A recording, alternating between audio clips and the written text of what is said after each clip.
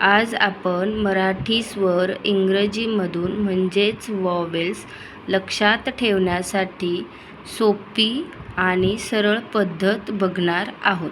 तर मराठी स्वर कोणते आहेत? तर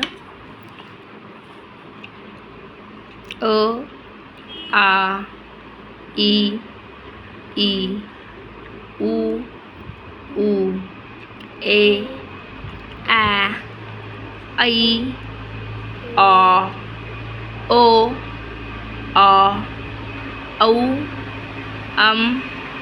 आहा. आता याचं इंग्लिशमधून बघूया सोपी पद्धत. अला कुठलंच नसतं.